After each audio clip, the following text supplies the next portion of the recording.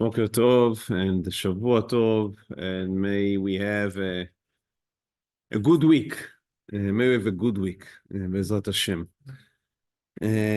We are in the second part of our shiur about, our learning about the Chafetz Chaim, Rabbi Yisrael Meir from Radin, and I hope that would be the second part, and we'd have a third part next week. As I said, it's really a great, one of the greatest personalities, rabbinical personalities of the last century, and it just demands that we would relate to it slowly and develop different aspects of his activity. So I'm just reminding us that he was born in 1838 in what was back then part of the Russian Empire, and nowadays Belarus. But the whole thing to the Jews was seen as Lithuania. So they said the whole thing is called Lita. And he was orphaned in the age of 14, and then his mother remarried, and he was married to the daughter of his stepfather. Right, so that's who he was married to. Excuse me? Is that legal? Yeah, it is. Yeah, we spoke about that last week. It's unusual, but it's legal. He didn't see her before. It's not that they grew up together. They never really related it to each other as a brother and a sister. It was a shidduch made obviously by the stepfather. So he was married to her, and he lived in Radin, which is another very small shtetl in Lithuania. Again, we call it Lithuania. It's Belarus. And he opened basically a store there, a general store, and he was a shopkeeper. He was selling in his store, which was a small one. He was known for his honesty, and also a great Talmid Chacham. So that was basically what we spoke about last week. And now I would like us to see a few of his introductions to his Farim. The Mishnah Brura, I would like to speak about. It deserves a whole shiur by itself, so that we will speak about Be'ezrat Hashem next week, a very important sefer, as we all know. So today I would like to speak about the other books that he authored, that each one of them is very important in light of itself, but obviously they were somewhat overshadowed by the Mishnah Brura, which is of such an importance that even other important books were overlooked. So we would dedicate this shiur to these other books, and then next week, Be'ezrat Hashem, to the Mishnah Brura. That's the plan. We began to speak last week about the first book that he wrote, the one that is named or nicknamed after, which is the Chafetz Chaim. That is a code of laws to the halachot of speaking, of lashon hara. This is something that was never done before. Many poskim wrote about the importance of not speaking badly about someone, but no one created it as a body of halacha. The coding of that into clear, concise, and followable halachot, which are not only general principles, speak nicely, but telling you when are you allowed, when not, what are the conditions under which you are allowed to speak, and sometimes you are commanded to speak about sometimes it is required. If you know that someone is a thief, right? So he's scamming people. Oh, it's not only that you are allowed to warn people against him, you are required to warn people against him, and then you would speak badly about him. But even then, the Chafetz Chaim gives you what are the boundaries of this requirement. So you should warn your fellow. You need to give him all the information needed in order for him to be careful in his dealings with the thief. On the other hand, you are not allowed to speak with him how the thief also ate on Yom Kippur. Why? Because it does not relate. Now, people usually when they are given a permission to speak badly about someone, then everything goes from his personal life to his day of the business, and they are mehadrin, so they want to they want to expand the mitzvah. However, the Chafetz Chaim obviously warns us that we must be careful and we should only speak what is needed to be said. Also, it is very important to be careful and meticulous about what you really know, what do you suspect, what did you hear from other people. So again, what it needs to be said, you should say, but you should be very exact and not tell about things that you didn't see as is that you have seen them, and obviously you should not לנפח, exaggerate, more than what really happened. So again, this seems to us as simple guidelines, but truth is they are very difficult to follow, because when someone speaks, you need to be very, very thoughtful and ready yourself before you speak in order to be to not cross the lines, not violate these boundaries that the Chafetz Chaim is putting. And everything that he says is backed by sources, again, which is very interesting. So he does not come and say, that's my opinion, accept it because I'm Gadol Ador, I'm a Talmid Chacham. Everything is very well documented. So the way the book is structured, upstairs in that upper half of the page, you have the halachot, just the laws, and then at the bottom side of the page, on the downside of the page, you have the explanations, the documentation, the sources. So everything, and if you want to argue, you can argue. The Chafetz Chaim has no problem, as any other halachist, has no problem with you arguing with him. So he wants you to argue. So he gives you the sources, so you'd be able to go yourself, find the sources, read them, and if you disagree about something, you can disagree. So a very important and interesting sefer. What I would like us to do, as I said, is let's read his own introduction here in source Gimel on the source sheet. So I would like us to read his own introduction, and then we would analyze the reasons, the causes that led him to write such a book and what his goals were. So that's how he writes. I begin. It's about 60%, I guess, of the introduction I put inside. Obviously, we don't have the time to read the whole thing through, but what seemed to me as the essential part. So, ברוך השם אלוקי ישראל, אשר הבדילנו מן העמים. He says, blessed is the God that separated us from the other nations, ונתן לנו את תורתו, and gave us his Torah, והכניסנו לארץ הקודש. So it's very interesting. Here we have a book speaking about the laws of לשון הרע, written in 1873. Oh, it was published in 1873, so maybe it was written in 1871. And he begins it by speaking about God who entered us, who took us into the land of Israel, which seems to be completely unconnected. So let's see, why is he seeing an importance to begin such an historical introduction? והכניסנו לארץ הקודש כדי שנזכה לקיים כל מצותיו, וכל כוונתו הוא רק לטובתינו. So everything God does is for our own benefit.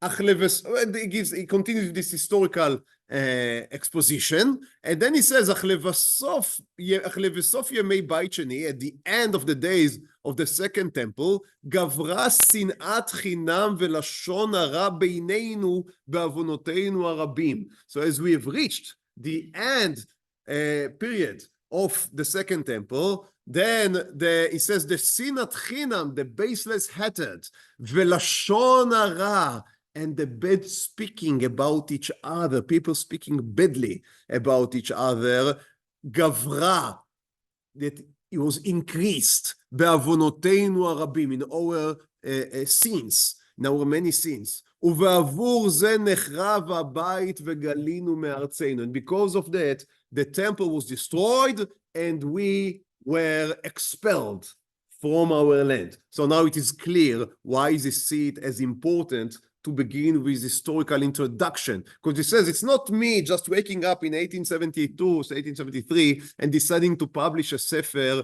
about לשון הרע. He says, I'm the Chafetz Chaim, Rabbi Israel Meir Radin, I identify that as one of the leading problems we have in Jewish society, which caused our destruction and our being expelled from our homeland. And to this day, it prevents us from coming back and rebuilding our nation. And each one of us can judge to what extent he was right in his words. So he says, וכאשר נחפשה דרכינו, as we search our ways, ונחקורה, and we should investigate, איזה עוונות הם מהעיקריים הגורמים לאריכות גלותנו, which are the main sins that are the causes of our long galut that we are suffering, the exile that we are suffering, נמצאים הרבה, we have many sins. החטא הלשון הוא על כולו, מפני כמה טעמים. It is the sin of the tongue is the worst of them all, for a few reasons. One, that was the main reason to our exile. And לבד זה, part of that, האך יכולות לחול עלינו ברכותיו של הקדוש ברוך הוא, שאנו מקווים לזה, כיוון בעונותינו הרבים אנו מורגלים בחטא זה. הלא יש על זה ארור מפורש בתורה. He says God wants to bless us. But I would say it in my own words, but that's what he means. So הקדוש ברוך הוא wants us to give us blessings. But however, you need a vessel to contain the blessings, the goods that God wants to give you. But when we speak badly about each other, we destroy the vessel that is supposed to contain all of the blessing that HaKadosh Baruch Hu wants to give us. So with our own hands, we destroy our ability to receive God's gifts.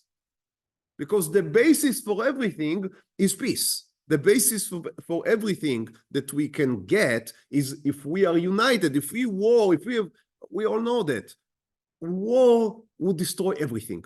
You can have the richest land on the planet, and it would be completely destroyed by brothers fighting each other. And there are plenty of examples, not only from the Jews, from all of humankind. You can find in Africa, in other places, lands that the inhabitants could have been the richest on earth, but they cannot decide on anything by themselves. And not only, I just give an example. There are many other places. I think there it's glaring. And as long as that is going on, then nothing can be built, because all the riches would just go into the machine of war. And instead of serving to enrich the people and to improve their conditions of life, then it would have been better without them, because then maybe they would only have stones and sticks to fight with each other. But now with all the money coming in, then they have the most sophisticated machines of war. And that is extremely unfortunate, and to a certain degree it can happen everywhere. So peace, unity is the vessel with which, the platform upon which you can place the blessings coming from Hashem. And if we do not have that, then all is for vain. Everything would disappear. It would only chas v'chayila become a mean for destruction instead of means for growth and enhancement. So that's what he says. ועוד טעם אחר לגודל הפגם שבא על ידי עוון זה, שעל ידי שהאדם הוא פוגם את לשונו בדיבורים אסורים, הוא מונע אחר כך כל דיבורים של קודש הוא מדבר מללות מה. He says another thing is that לשון הרע is not only contained, meaning other עבירות. So let's say that someone, chas v'chayila, I don't know, is eating without making a bracha, or is he, many other עבירות. So it's very bad. Every avera is extremely bad. However, it is limited to the time in which you are doing the avera, but in the other times, you are a good person. However, lashon hara is such of a nature that it defiles everything. So someone speaks lashon hara, not only that he spoke once, but he's a lashon haranic person. So that's his personality. Unfortunately, I am afraid that we know such people. Not really in our community, in other places, in which, you know, the person is full of lashon hara. So everything that it's it defies his mind because it twists it. And he may learn Torah, he may learn, but when you would learn Torah, you'd think how he can speak or how he can make fun of the other opinion. That's what happens with this type of averot, that they somehow, they conquer the whole personality. So that's what he says. He says, so Lashon Hara is not only a problem when you speak it, it's a problem which is usurping all of your personality. והחשבה לדעת זאת, מאין נעשה הלאו הזה הפקר כל כך לעיני הרבה בני אדם. And he says, so on one hand, it's obviously, it's a very bitter problem. On the other hand, you see people completely overlooking it. Someone can be extremely meticulous in what type of an hechsher you did, or many other things that are, again, extremely important. But they are the rabbanans, they are humrot, they are hidurim. But he comes to this love, to this issue, which is a very strict one, and is completely blind to it. Doesn't care.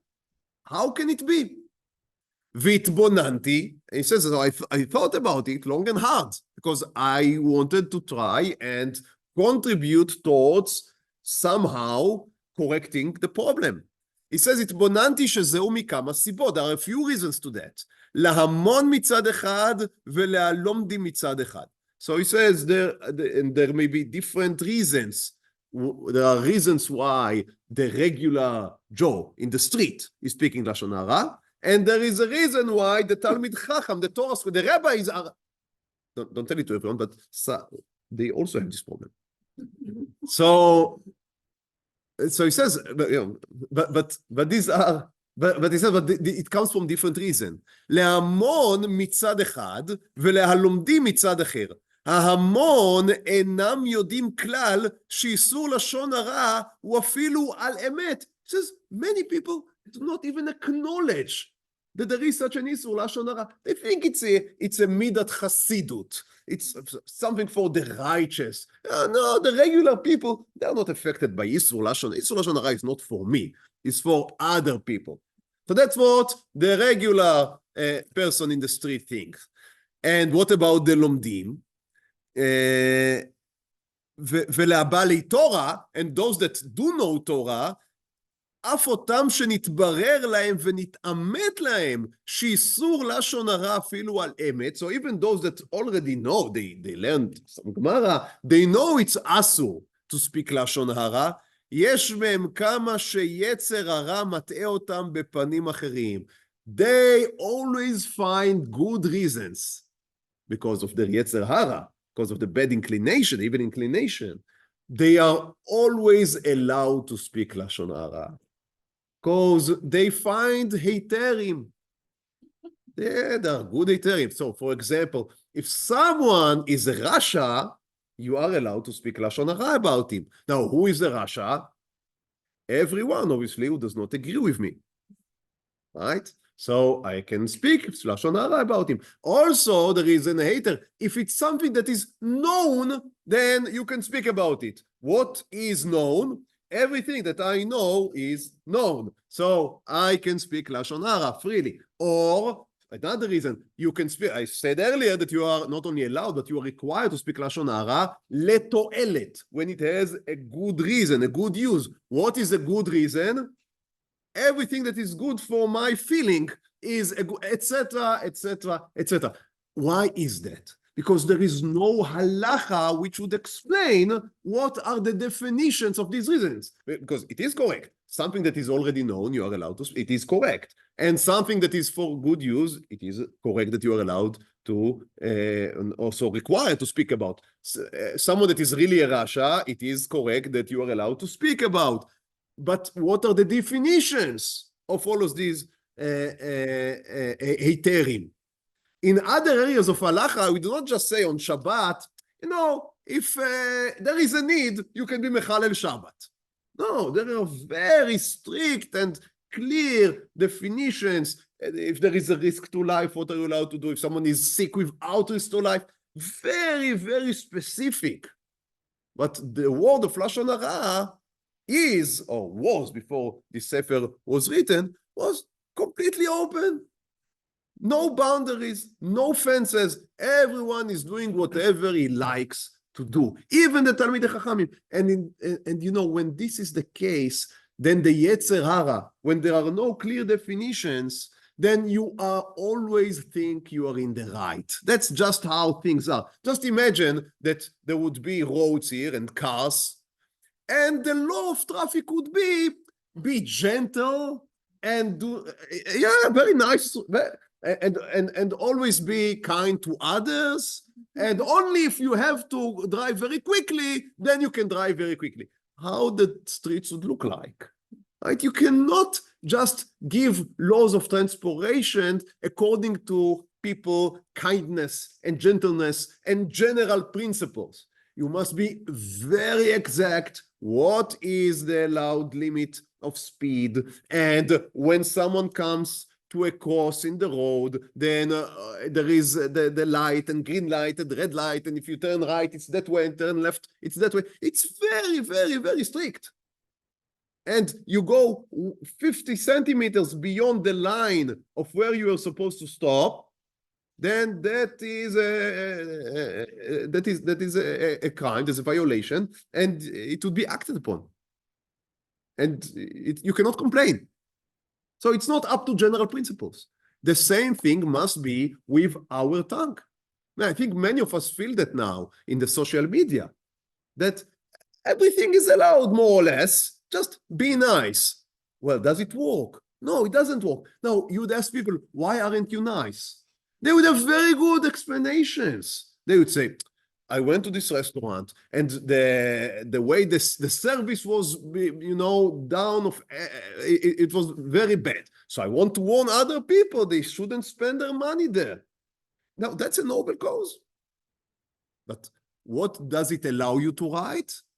And what doesn't it allow you to write? That's a question that needs to be answered. And nowadays, that's like driving in a highway and be nice.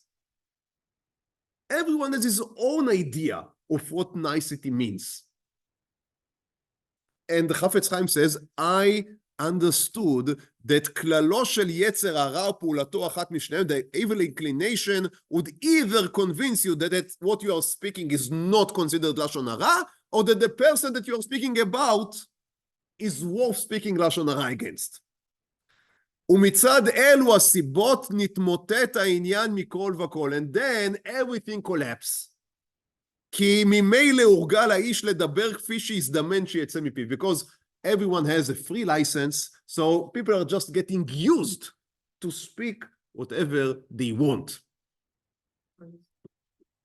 But it's very hard. It's very hard to understand and very hard to grasp.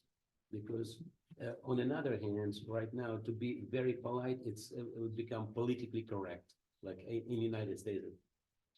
You cannot say truth to the people. They're doing bad things, but don't offend him, don't do this. That is just the other extreme. Because again, you have this overarching principle of be polite or be correct, which is an excellent idea, being polite and correct. However, there needs to be boundaries to that. If someone would be, I mean, if I think that you've just pointed out very, very clearly. So if I would say you're not allowed to speak badly about anyone, or maybe about anyone with a certain identity, and even if he is harming others, then while you are not speaking lashon hara, you also you are violating the mitzvah of lo ta'amod al dam re'echa, that one is not allowed to stand idle while his fellow is being harmed. So there need to be a balance. And he is writing the book in order to give us this balance, because if you just have general principles, it doesn't work. It doesn't work in lashon hara. It doesn't work in any area of life. That's how Judaism is constructed. That's how halacha world is constructed. Sometimes it's we are laughing at it a little. So on Yom Ha'atzmaut, what hate your mangal should be. So the going into the little details sometimes seems tedious. However, that's the only way to educate people. That's the odd, I mean, it's easier to us only to speak about children because we are grown up. We do not need to be educated. It's the only way to raise children is by giving them boundaries, clear boundaries. You cannot go to the child and tell him, you should be nice at home. It's not enough. You need to explain to him in a very concrete terms. What does it mean to be nice? You need to take the dishes from the table. You need every house and its own rules. But there are rules. There must be rules. And children that grow up without rules, we all know what happens. And the same is right to adults. There must be rules. And that's how halacha was always built. That we do not just say, be nice to others and be happy, and shalom al Israel. No, we have very, very, very strict laws of how do you do these things. And he says, yeah. Sure. So we all agree that Russian color is important and it's not facts. Why did it take so long for someone to write the Sefer? You had the Rabbi, you had the Shulchan Aruch, and I think, like, for me, you have the risk of this sounding less like a halacha, but more like a Muslim statement, because where was all the scholarship before that, right? Yeah, a great question. So let's read what he himself is saying, because he's approaching that immediately.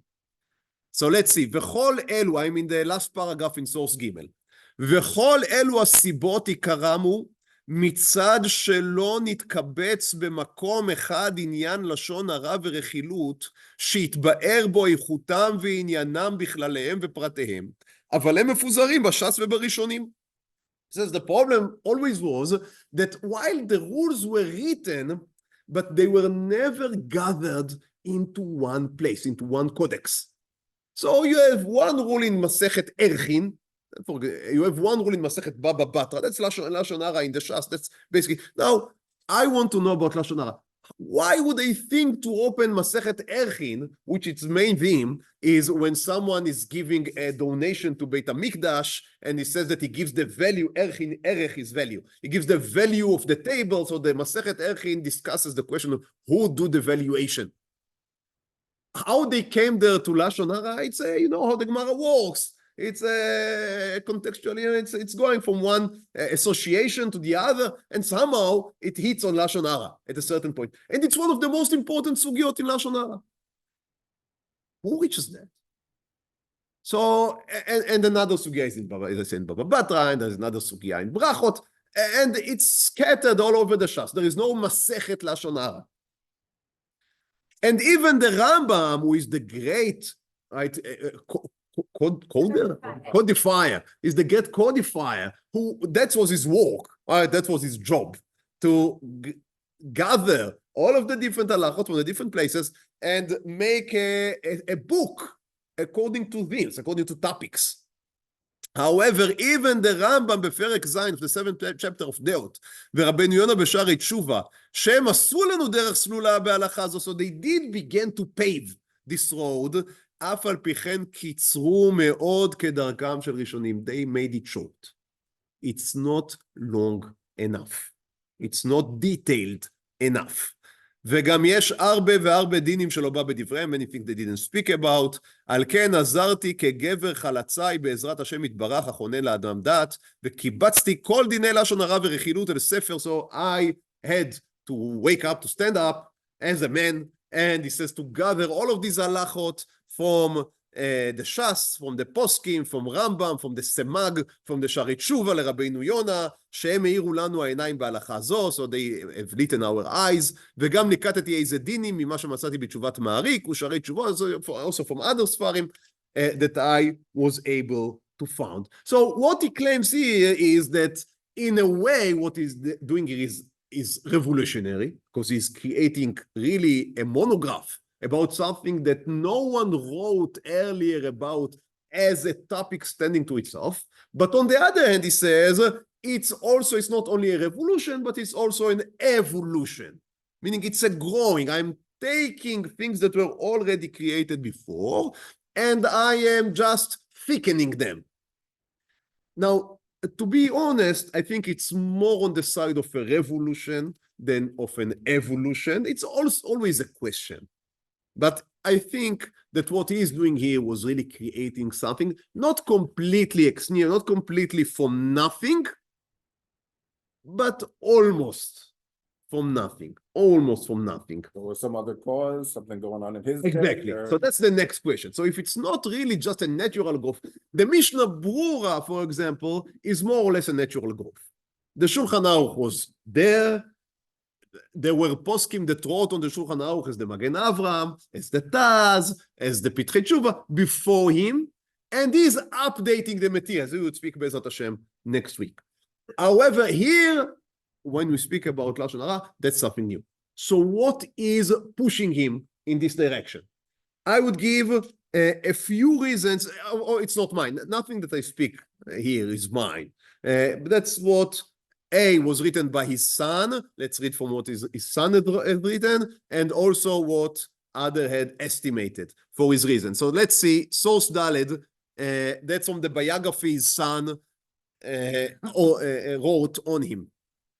Beshachar Neurav, so when he was young, when he was about 24, היה מחלוקת גדולה בעירנו עם רב העיר. He says there was in Radin a great מחלוקת, dispute, with the Rav of the city. והדבר הגיע אז לרבני המחוז וגם לרבני וילנה, וגם הביאו בעיר רבנים גדולים לדון על זה. So there was a problem with the Rav. Should he continue his position, not continue his position? And as you know, with human beings and with Jews and with rabbis, and speaking about the rabbi's position, it is very difficult to separate the professional from the personal. So it is completely legitimate when it comes to the question of should we extend the contract of a rabbi to speak if the rabbi is serving the purpose for which he is there. That's the way that you estimate someone's value to the community. However, because the rabbi's position is of such in which his personality is part of the position, then the people that oppose the rabbi would many times speak also about the personality of the rabbi. Now, again, to some extent, it's warranted. I think if you have a rabbi that is behaving improperly, then that needs to be exposed and he should be expelled from his position. I think that's clear and simple to us all. However, it's very difficult many times to draw the line between what is improper behavior that has to do with his position and it needs to be removed, and what is just lashon hara that is being spoken in order to shake his position in the community. And of course, on the other hand, the people that support the Rav, for them, if they see someone speaking against the Rav, then obviously this person is an apikoros, he's a Rasha, he's speaking against the Rav, so his blood is allowed. So obviously you are allowed to speak lashon hara against the people that speak lashon hara against the Rav. Is it clear? Of course. Now going back to the other side, when he is being attacked personally, obviously who is orchestrating the whole thing? Obviously the Rav, who is trying to defend himself, right? So now it is clear that the Rav is not only behaving improperly or is improper for the community, he is a Rasha, and he must be exposed, his rishut. And if I cannot expose it, then maybe I can make up some things. Because in the end, there is a real need to defend the community against this imposter who had conquered. Everyone is right in his own eyes. No one says, oh, I'm such a Rasha, let's speak lashon hara about something. It's not the way it works. People are always sure that they are doing the right thing. And that destroys communities. Again, I think people here have seen one thing or two in their life. And that is something that destroys communities, that cause them to split, that cause them sometimes to completely dismantle. And that's what was happening in Radin. So if you said it was 24, that means that was in 1862. 1862, 10 years before he published his Sefer. And he says, in the end, the Rav had to leave, meaning the Rav of the city, the Rav of Radin had to leave the city because of the dispute, and he became a rabbi in other city, but he was so offended and hurt by what happened in Radin, that the rabbi died few years later because of all the troubles that was caused to him.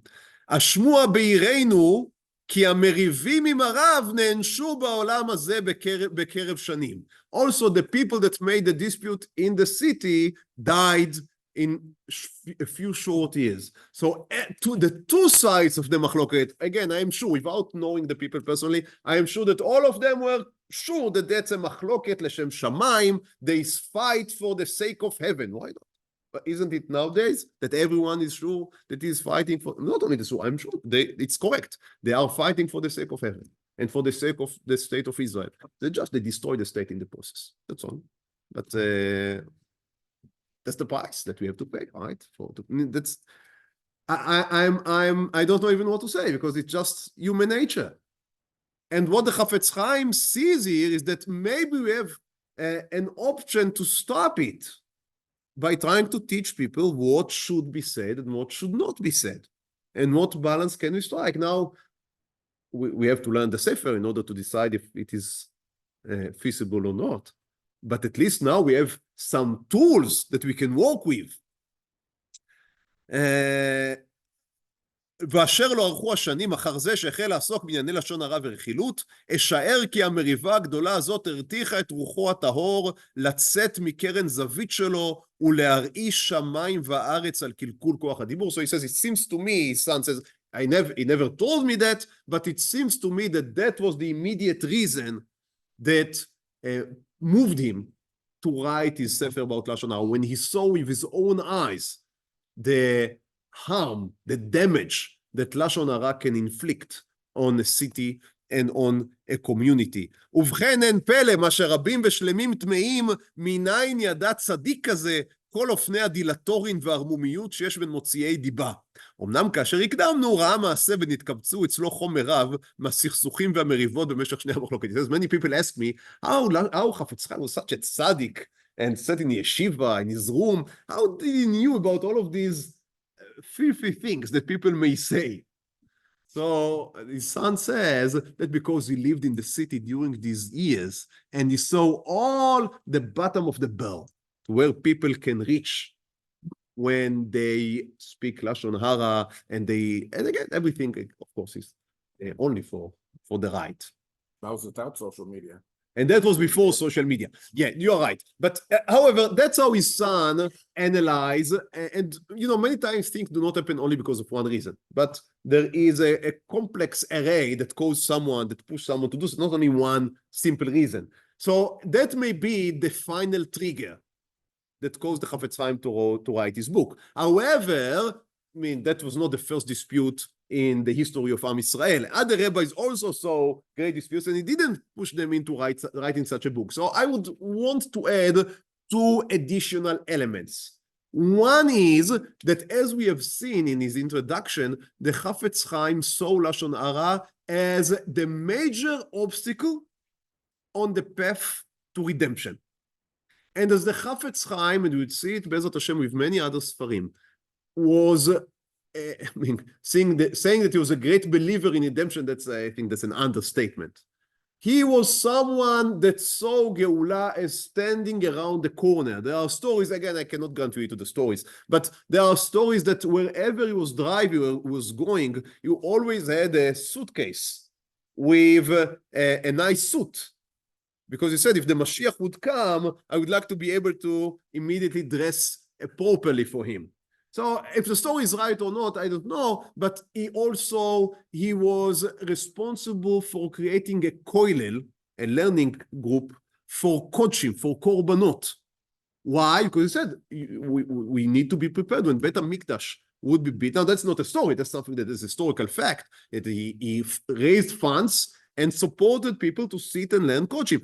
As a matter of fact, he wrote a whole halachic book called Likutei Halachot on halachot of korbanot, as again preparing himself for the building of Bet HaMikdash. So he was very much focused on redemption, and writing a sefer about Lashon Hara is just one additional part on trying to bring redemption. So we need to learn about Bet HaMikdash. We need maybe to go to Eretz Israel, that's a question that we'll deal Be'ezrat Hashem with maybe next week. And we need to remove the obstacles. And the major obstacle is sin'ah, disunity in the Jewish people. And the main cause and reflection of the problems of sin'ah is lashon hara, it's bad speaking. So that's why he wrote the book. That's another reason. The third reason, which I think is important, is while there was no social media yet in the way that we know it in the last, that's only a decade old. I mean, it seems to us as it's completely conquered our life. But as we all know, it's very, very young, social media. However, newspapers are beginning to appear, and not only Russian newspapers, which were already in the beginning of the 19th century, but also Jewish newspapers. And it may be that the Chafetz Chaim, now obviously when media, I don't know if social, but media begins to appear, then the opportunities to speak lashon hara, Baruch Hashem, are growing exponentially. Because up till now, I can speak lashon hara with the guy sitting next to me in the shul. And that now they may push the information further, but there is a limit. However, when you publish a newspaper, Baruch Hashem, I can write some lashon hara, and the day after, hundreds of thousands of people would read it. Beautiful. And the guy that I'm writing about cannot even defend himself, because I am the owner. And one good thing with the social media is that at least the other side can also have an account in the social media. However, with the newspapers, it's only the writer, the reporter. Sounds like the BBC. No comment. Question. Yeah, for sure. Isn't it also that virtually very, very difficult to show lashon hara? That is right, because it's very hard to rebuild what you have damaged. If you have tarnished someone's reputation, then it is very, very, very difficult to reconstruct it.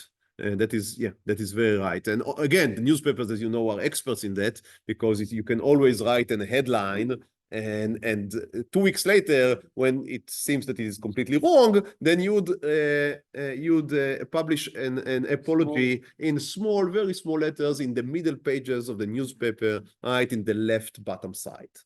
That's just the way it works. I mean, I don't recall ever seeing an apology being written in the headline. Now, I may be wrong. I don't know. I may be wrong, but I cannot remember that. Okay.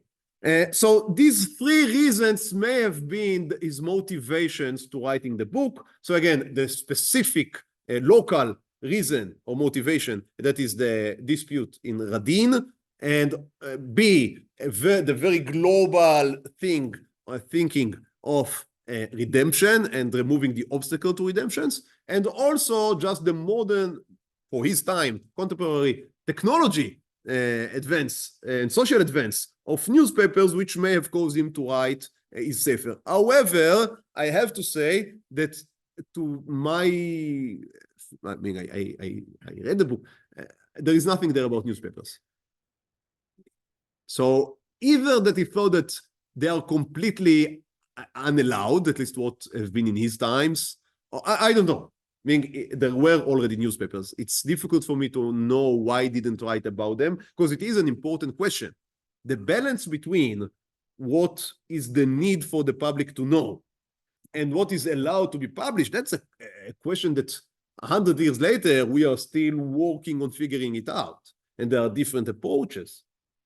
And him just ignoring the whole matter, I mean, you can try to get answers because he gives you the principles of halacha. So what is considered letoelet for use, you can try to work with it, but still many questions remain unclear. And I guess that would have been, it have been a very good thing if he would have written about it. But however, he did not. So I mean, that's just, I guess that he wanted to keep something for the next generation to write out. Or maybe, I don't know. I don't know why he didn't write about it. Okay, so that's about this sefer, Chafetz Chaim. Obviously, very important one. I already gave my very hard recommendation, warm recommendation last week that everyone should learn the book at least once. At least once. There are English versions and shortened versions and every version, audiobook version, every version you want. And you should learn it. Next sefer that I want to speak about is very appropriate for this week, the week of Yom HaZikaron and Yom HaAtzmaut. And this book is called Machane Israel. Machane Israel. It was translated to English, and there it was called Jewish Ranks. Jewish Ranks. Now, what is this sefer about? So he's publishing this book in 1881, and the book is designed for, is designated for, its audience is soldiers that were recruited to the Russian army. Because of a change in the mechanism of how they drafted soldiers into the Russian army, the Tsarist Russia, for about 30, 40 years before the revolution, they were in a very bad state. They lost the war to Japan, which was a small Asian country. No one believed that Great Russia would lose to Japan, but they did. And the Russian army was in a very, very, very bad shape. So they wanted to somehow try to increase its strength. And one of the ways to do it was a draft. And, you know, being drafted into the Russian army is not something very attractive. I don't think that nowadays also, but especially not in the days of the Tsar. It was at least 6 years of duty. You'd return home maybe once or twice during these 6 years. And Jewish conditions, א-להי conditions, were almost completely unavailable. It wasn't a draft. They stole Jewish people. So that's right. That's a Cantonists. That's not what he was speaking about. You're right. That's also happened, but not in his times. In his times, what we are speaking about is people that were drafted in slightly older ages, 16, 17, and there was a certain percentage that every community had to give every year, and it also destroyed the Jewish communities because the Vada Kehila was supposed to give the decision of who would be drafted. And as you can imagine, it was very difficult to keep clean decisions. Money was involved, family was involved, and usually the orphans and the poor would be the one to be drafted. And that's destroyed the achdut, the unity, the coherence of the community. Because if I know that I'm a poor person, that's why I would be drafted, or my son would be drafted, and the guy that is rich, his children are protected, then that is, it's very difficult to come back after such thing happens. But the community it was very difficult times because you know Jewish communities in diaspora, they live on the contributions of the rich. There is no other way around it. And so, in a sense, you need to keep them happy.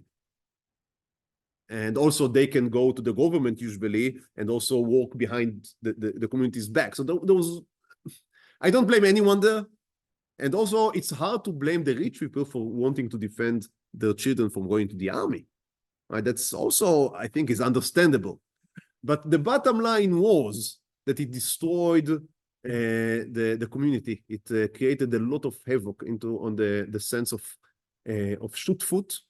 And again, everyone who wants to think about how it is related to what is happening nowadays with drafting and the question of do everyone participate, there are many differences, obviously, million differences. But the question of this, do we feel that we share the same fate? Or do each one of us is trying to protect his own? That's a question that is not a simple one. It's not a simple one. I'm leaving that aside for now. However, people were drafted. Many people were drafted. And as you can understand, as I said, it was very difficult to keep halacha. Even people that wanted to observe halacha, it was extremely difficult. And the Chafetz Chaim wanted to give them a way to observe as best as they could. I mean, you cannot tell your officer in the Russian army, look, I would not train today because today is Shabbat, because you would be shot. So that's, you work with what you have. So obviously, you would do melacha, you would be Chalil Shabbat. There would be places in which you would not have kosher food. That's given. The question is, do you completely abandon everything? Or do you try to keep whatever you can? And the Chafetz Chaim said, if you would give up and raise your hands, after 6 or 7 years, you would not be able to return. Most of the people would not be able to return to halacha observance if they completely lived free of it for 6 or 7 years. They would be rationalized. So if you want to keep the Jewish identity, you need to try to observe as far as you can. Even if it only means that you would keep, that you'd have a Shabbat belt. That is good enough. It's something. And he was working very, very difficultly. So at least when the soldiers were near cities where there were Jews, that the Jews would supply kosher food to the Jewish soldiers. Because for the army, fine, if they get food packages from other places, the army had no problems with that. So, but the communities were extremely poor, and they didn't want to supply to the soldiers. The Chafetz Chaim was going from community to community, and speaking strongly on their obligation to their fellow Jews to keep them in field. And to a large degree, it succeeded. And the book Machane Israel was an halachic book for soldiers. Maybe the first one to be written from the time of Bar Kokhba. A halachic guide for the Jewish soldier. Now, obviously, that is, it's not applicable for our purposes today in Israel. Baruch Hashem, it's a different, the questions are completely different. But writing a sefer about going to the army, that's, again, a revolution. A revolution. And as I said, during World War II, it was translated to English. And many Jewish soldiers were using it. And I know that it was printed in the thousands or maybe tens of thousands and given out. It's very difficult, of course, to gauge to what extent people read it or not read it, but it was printed and given to the soldiers. So I guess to some degree, some of them did use it. Let's see his introduction to this book, as I said, was written in 1880, published in 1881. ברוך השם אלוקי ישראל, אשר הבדילנו מכל העמים, ונתן לנו את תורתו, והכניסנו לארץ הקודש, כדי שנזכה לקיים כל מצותיו. Does it sound familiar? So, again, you see how he sees everything that he is doing in very bold historical perspective. He is not only writing a sefer to protect or to save a few Jews here, which in itself obviously is important enough, but he sees himself in this very historical wide context. I am part of the Jewish story, and I will try, he says, to make my part as meaningful as I can. וכל כוונתו רק לטובתינו. לסוף ימי בית שני, גברה שנאת חינם, ולשון הרע, בינינו. So he would remind us again about the לשון הרע, ובעבור זה נחרב הבית וגלינו מארצנו. עיקר התשובה, now how do we repent? שנראה לשמור את התורה אף בהיותנו בין העמים ובכל האופנים ובזכות זה תהיה הגאולה. He says we need to try to observe the Torah to the highest degree possible in all situations, and by that we would be given redemption. והנה, כאשר נתבונן עתה בעניין קיום מצוות התורה וחוקיה בזמננו זה, בעוונותינו הרבים, רפה מאוד, אפילו לאיזה אנשים שהם בביתם וברשותם. He says, unfortunately, we look around, some people live in their own homes, are not really observant. And he says, בפרט לאנשי הצבא הישראלים, people that were recruited, people that were drafted, עוברים בשעת נפש על מצוות התורה, ויש מהם שעוברים על דברים שצוותה התורה להרג ולא לעבור. And he says people are completely oblivious to what they are allowed and not what they are not allowed to do. He says, and the main reason is that they have no idea what they should do, because no one wrote a halachic book to soldiers. So they just assume that everything is allowed. Like, do you see the line between what he wrote about the Lashon Hara and what he writes here? He is a great believer in, I would almost say, popularization of Torah and halacha. He says the problem is that if all the knowledge is with the rabbi, then the people, when they get to have all the situation that they are getting into, they cannot respond. Because you cannot call the rabbi every time. Even nowadays, with all the phones and sending SMSs, it's impossible, it's impractical to ask the rabbi. There are some people who think they can ask the rabbi all the time, and I try to answer as best as I can, but you know, I also have my own life, and you cannot always answer. So it is mandatory that people would go out with enough halachic knowledge. And having the knowledge would also, and that's also, again, he is a great believer of that for the simple man, knowing is also caring. You do not care about you do not know. You are not aware about things you have never learned about. So teaching about something is also raising awareness and making people care. So halacha serves not only as knowledge, but also as motivation and inspiration. He's a great believer in that. A great believer. He's also a believer in Musar. He wrote Musar books. But he believes that knowing the knowledge of halacha would lead you to observe it. It's in and by itself. Obviously, it's not the case in 100% of times. He also knew that. But you know what? For a surprising share of population, it is very correct. You learn his Sefer of Lashon Hara every day for 5 minutes, no more than that, you would see that you'd care more about what you speak. You learn Hilchot Shabbat from Mishnah Brura. You would see that you'd care more about Shmirat Shabbat. Learning about something, knowing is caring. And so he says, so I must popularize halacha. Because the discussions are very obscure and very difficult. Being a soldier, there's a question, many questions. It's not just what is asur and mutar. You should know what is asur, under what conditions, what is the degree of the asur. It's very complicated. So he says, I would popularize the information. I would sit down and analyze all of the sugiyot. I would give you the bottom line. And also, if you want, there is a documentation. So if you want, you can go later and analyze it to yourself. So he's a popularizer of halacha. That's a very important role of the Chafetz Chaim in almost any topic that he touched upon. He didn't write, you remember we learned about Rabbi Chaim. He was a great halachist, also a great leader in the political sense. His works are not accessible to human mortals. When I wanted to bring here quotes from me, it was very difficult.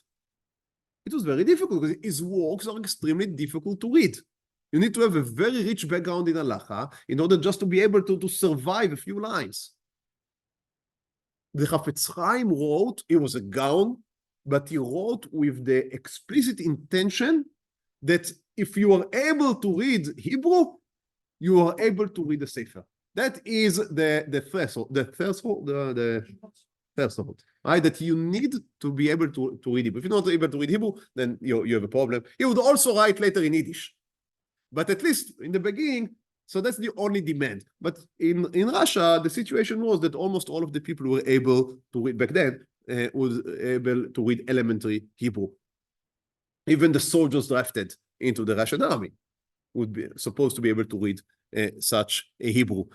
So he says, I would write that, and then they would be able, without need to asking anyone, they would be able to pasken the halacha. So again, it's a wonderful sefer, very simple Hebrew. We do not use it nowadays, as I said, because it's the situation he speaks about, Baruch Hashem, are very far from us. We have other problems and we have other solutions. So, but however, some halachot that he had authored and popularized back then, we use it in the army to this day. I'll just give one example, and with that I would end here. He says there that if you have to be metaltel, to take something out in a place with no eruv, He says there is an halacha in הוצאה, which is called ריבוי בשיעורים. What does it mean, ריבוי בשיעורים? If you already have to take something, you can attach to it something else, and it is not considered an isur deoraita. Maybe the rabbanan, maybe even less than that. So if I need, for example, I need to, when I'm going in the army, I need to take my weapon, or I need to take my vest. That's a requirement, it's a pikuach nefesh, obviously I'm allowed to take it. Now I also want to take a sidur in order to be able to daven. Now sidur is not a pikuach nefesh. However, if I already have to take the vest, I am allowed to put the sidur in the vest pocket, and it's all considered one, so I'm allowed to take the sidur out. That's a chidush that he wrote in his sefer, and we teach to this day in our courses for people that are our students before they are being recruited. So again, there is much more to speak about. I would mention here that he also wrote a sefer called Ahavat Chesed, on mitzvot ben Adam lechavero, on social mitzvot of paying wages on time, which was a problem in Russia, and unfortunately, it's a problem to this day. And another sefer about how can you observe halacha in America. This is interesting. Again, a very interesting question, a very interesting sefer, However, we don't have the time to speak about that now. Maybe next week we would meet Be'ezrat Hashem. May we have a peaceful week and a celebration of Yom HaAtzmaut with a real simcha. Thank you very much. Tuesday morning, the Rabbi's giving a shiur at 9 o'clock in the morning. It's in Brooklyn, but